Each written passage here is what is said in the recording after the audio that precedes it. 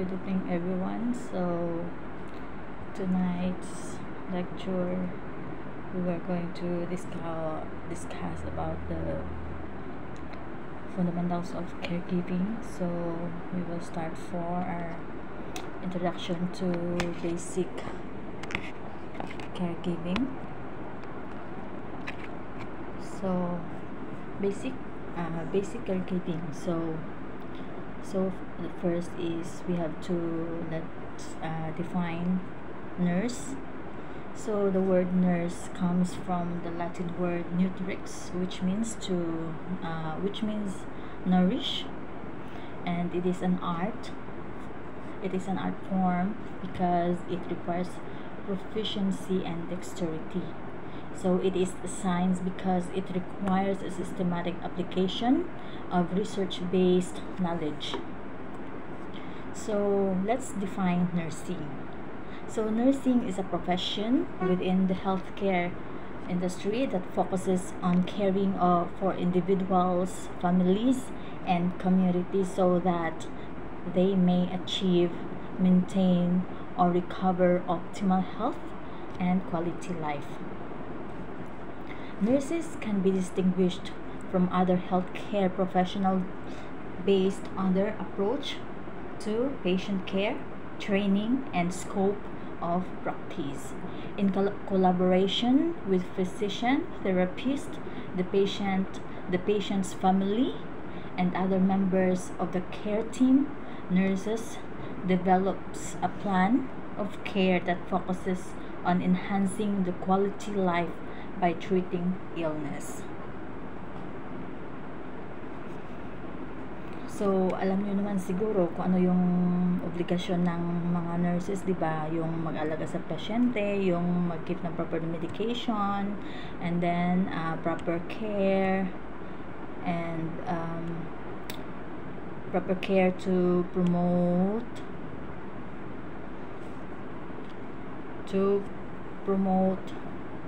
quality of life, and to help for the spread of infection, parang ganyan. And then at the same time, yung parang educate na rin yung mga patient kung paano maging maayos at saka malinis yung ano nila for faster healing. So, and then yung magtulong sa pag-alaga yung mga may sakit. So we have different types niyan. May licensed practical nurse, may registered nurse, may caregiver, nursing aide, ganun, mga nursing assistant, ganun sila. So let's define caregiver. So ito na yung sa inyo, yung sa caregiver. Kasi yung caregiver is under siya sa LPN or sa nursing aide. Yung mas mauna dyan is yung registered nurse, and then followed by the licensed practical nurse, and then nursing aide or nursing assistant, and then caregiver. So let's define caregiver. Caregiver, a family member or paid caretaker who regularly assists a child or elderly, sick, mentally ill, or disabled person of their daily activities. It could be a short or long-term care, palliative care, hospice care, long-term care. So ito sila, pwede yung caregiver is maging membro ng pamilya. So syempre yung iba mas pinipili na alagaan yung mga tatay nila, so nagte-train sila bilang caregiver para for the family. Para kasi 'di ba pag mag-hire ka ng caregiver is mahal yung bayad doon. So yung iba naman na walang work, so mas pinili nila na mag-training under ang caregiver course para at least hindi na sila mag-hire ng caregiver. So yung iba naman is nag-hire talaga sila ng caregiver. So pwede rin itong maging short term or long term, kasi yung iba hindi natin alam kasi yung iba is bata pa, so lalo na pag bedridden, so magiging long term care na yan siya. So let's define patient. So alam naman pasyente. So originating from Latin word to suffer or to bear. Lalo naman yung mga pasyente, yung may mga karamdaman, so nagsasuffer yan sila.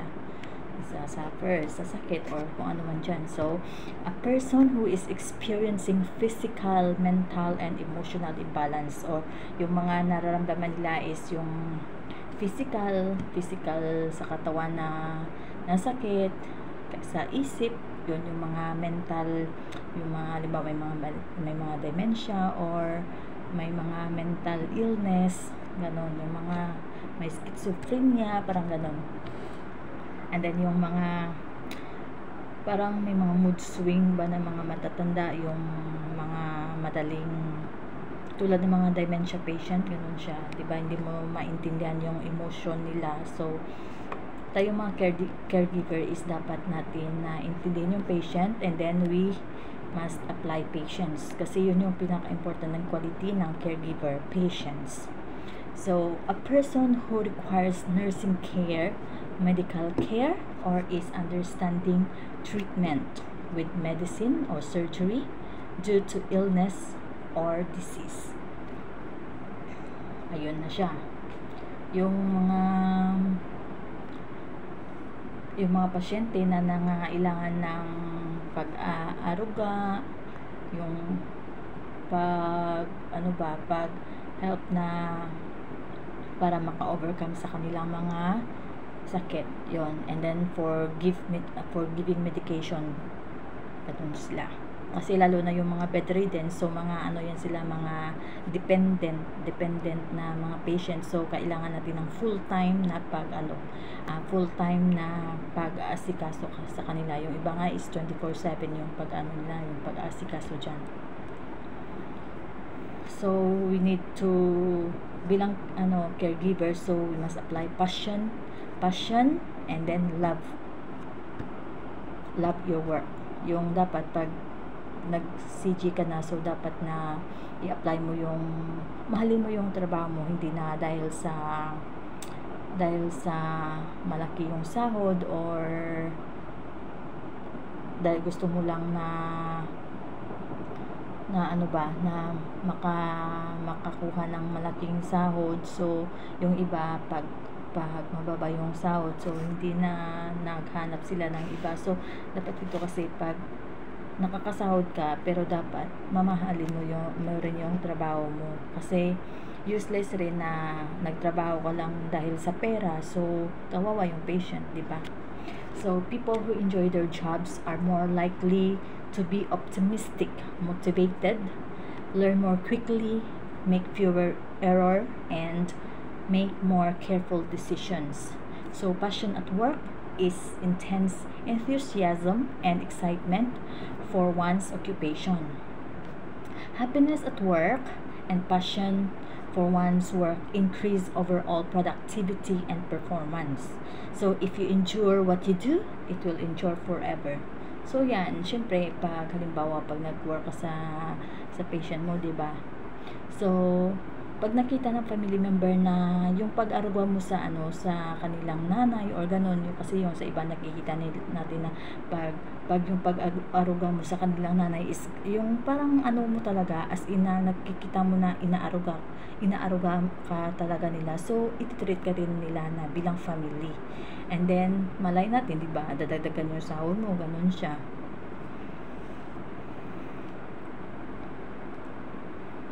So dapat yung passion natin sa work, kung yung natin, parang galing sa puso, siya. So dito na tayo sa code of ethics for caregivers. So I will always treat my client with kindness and respect. So dapat lagi natin papakitaan sila ng kabutihan tsaka respeto. Kasi kahit pasyente na sila niyan, so kailangan pa rin natin silang i-respect. Ganun siya. So I will always arrive at the client's home on time. So dapat pag yung duty mo is 8 something, so much better na makakarating ka sa workplace mo 7:30 or 30 minutes before ng oras ng trabaho. So yung tawag doon is punctuality. So, if I might be late, I will call immediately. So, kasi minsan, hindi natin maiwasan na malilate tayo. Minsan, yung parabang lalo na pag malayo tayo sa workplace natin. So, may tendency na ma-traffic or accident happen. So, kailangan, pag malilate kayo, so, kailangan, tumawag na kayo. At least para alam nila. Or, yung papalitan mo na caregiver is alam at saka hintayin ka hanggang sa pagdating. Kasi, mahirap na pagdating mo wala na siya, so hindi mo alam kung anong gamot na yung napainom niya or ganon. Syempre hindi niya ma-introduce sa'yo yung documentation kung ano yung next na ano na hindi pa niya nagawa na dapat mong gawin, so ganon siya. So I will follow the plan of care each day for my client. So mayroon niyang na ano, kasi minsan yung ibang family members, so may mga meal plan sila niyan, yung prescription ng doktor, so ganun dapat isundin natin doon kung ano yung nakasulat doon na plan of care para maiwasan natin yung negligence saka malpractice. Kasi pag ganyan yung mangyari, yung family hindi natin alam, pwede kanilang isue. Ganun siya. So yung tawag doon is negligence tsaka malpractice, kapabayaan mo, tsaka yung hindi mo hindi mo ni-check yung document ng patient bago mo gawan siya ng mag-administer ng gamot or ganun siya.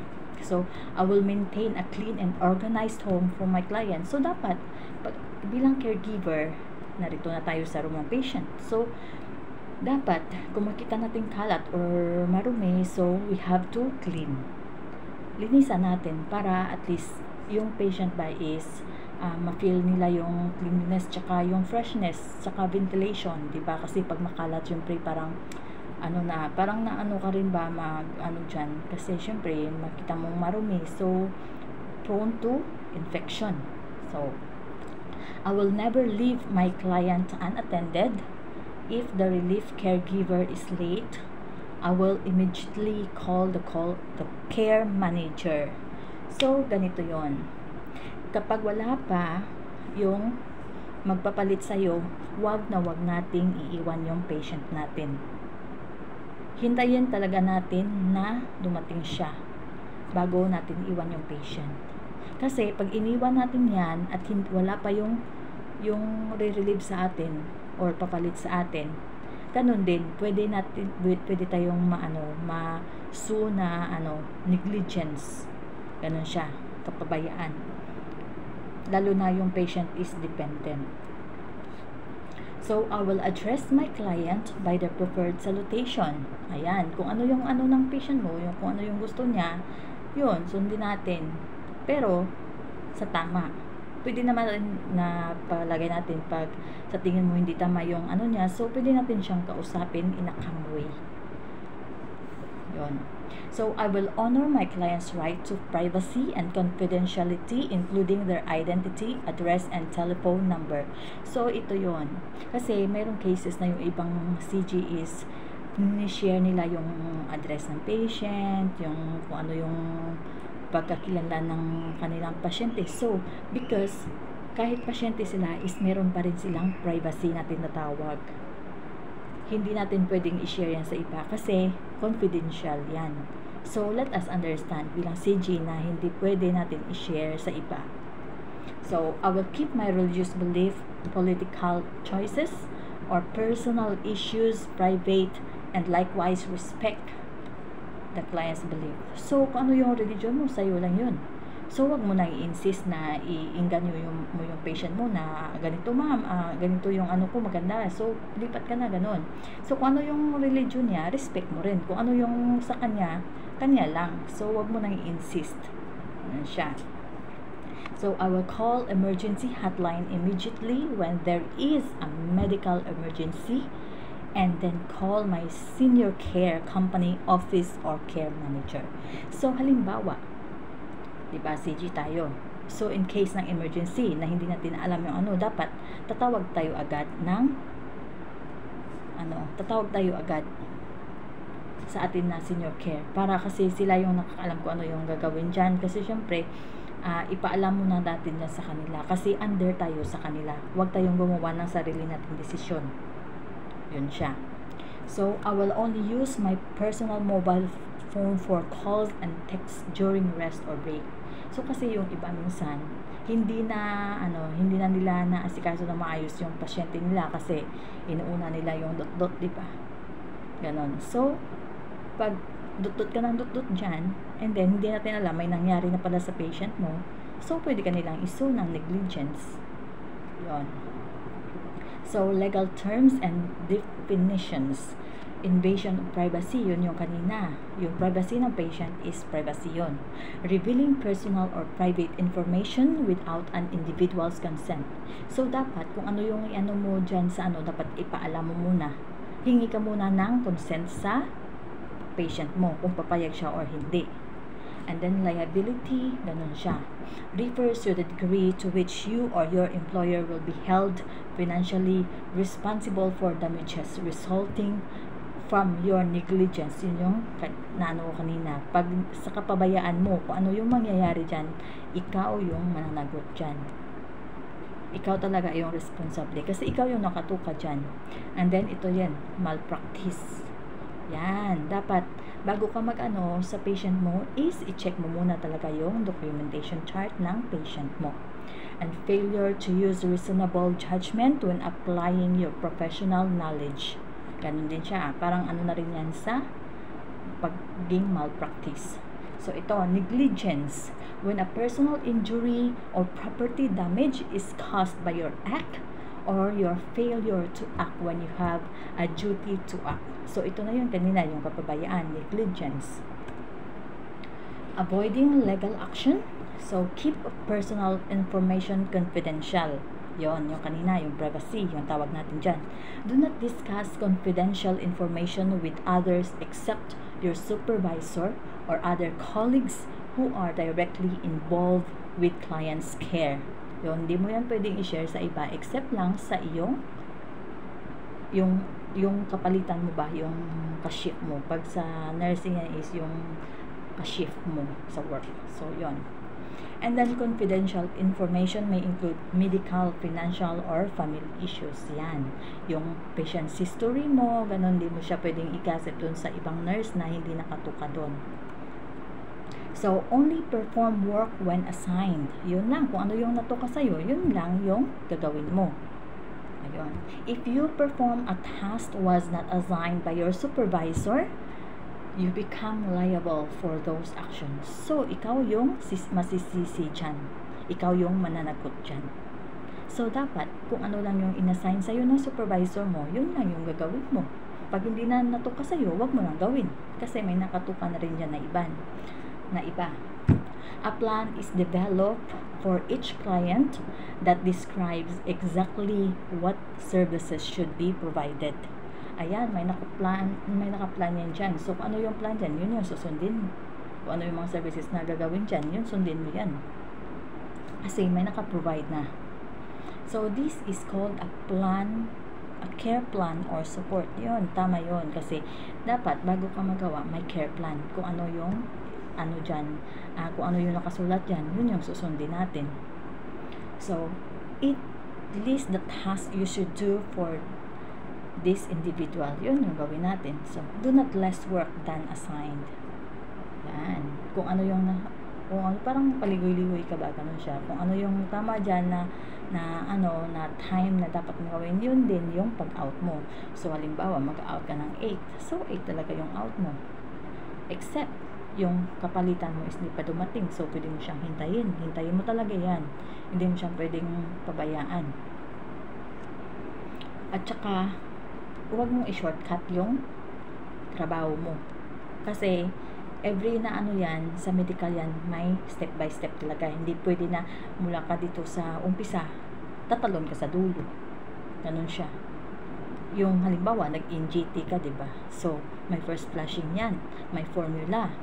And then, may may last flushing. So, hindi pwede na, mag-jump ka sa formula to last flushing. Hindi mo pwedeng i-shortcut na hindi mo muna i-aspirate yung patient mo. Hindi mo muna siya bigyan ng first flushing. Yun.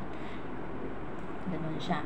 When you fail to forget to do all the tasks assigned, you may put your client at risk. Yun. Malalagay mo sa delikado yung patient mo. Ganun siya. So, dapat, kung ako sa'yo, if ganun siya, ilista mo sa papel. So, para, ma-check mo kung ano pa yung hindi mo nagawa, kung ano yung nagawa mo na, pwede mo siyang i-check dyan sa papel na ginawa mo na recording mo. So, as a result of your failure to act, you might be found negligent. Yun, kapabayaan na yun. Pag hindi mo na-perform yung task mo. Halimbawa, ganito, 9 a.m. yung gamot na ibibigay dapat. So, nakalimutan mo yung ibigay. So, dapat doon, pag nakalimutan mo, i-report mo talaga sa attending physician. Hindi mo siya pwedeng tatahimik-tahimik ka lang dyan.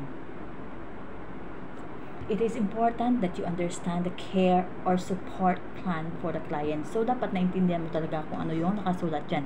So, halimbawa, pag hindi mo siya naintindihan, so, magtanong ka doon sa nurse or attending physician. Pag hindi mo pa rin talaga maintindihan, unlimited yung magtanong hanggang sa maintindihan mo. Ganon siya. Dapat kung hindi natin maintindihan, magtanong tayo. Ganon siya. So, you must do all the tasks assigned to you as described in the plan, not more than, not less. Sakto lang talaga. Hindi kulang, hindi sobra. So, avoid doing careless or low quality work. Dapat kung ano talaga yung inassign sa'yo na work, yun talaga, i-ano mo siya. Alam mo na yun. Gawin yun na tama, diba? O yun. So, performing tasks carelessly might make you liable for the damages or injuries that result. Yun. Negligent, tawag natin dyan. So, may kaparusahan dyan. Pwede kang isu ng family ng patient mo. So, report abuse and make sure your actions are not considered abusive. So, kung may halimbawa na abuse ka na, so pwede mong i-ano sa sa supervisor mo na ganun nangyari. Pero dapat ang katotohanan yung sasabihin mo. Hindi dahil nagagawa-gawa ka ng story kasi ayaw mo na diyang mag-work or gusto mo nang lumipat sa iba. So, hindi pwede yun. Kasi pwede ka nilang ma-sue pag hindi matibay yung ebidensya mo. So, ganun na siya yung natin ngayong gabi. So, if any question, so, free kayo magtanong. So, we are open sa natin, sa question, pag may hindi maintindihan. So, yun lang muna yung natin, yung code of ethics, yung mga negligence. Laging isipin, laging tatandaan yung negligence, kapabayaan, yung malpractice. Na dapat hindi tayo magkamali sa patient natin kasi yung buhay nila ang nakataya, lalo na sa mga serious cases, tsaka sa mga bedridden, tsaka sa mga matatanda kasi yung nila dyan, yung immune system nila is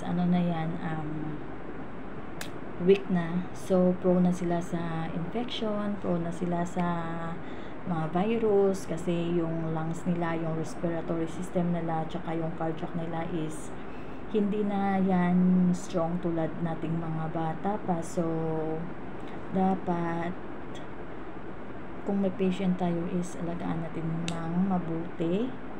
Cleanliness is next to, ano nga ba yung word na dyan? Cleanliness is next to godliness. Ganun na yun. Hindi ko alam. So, yun lang. So,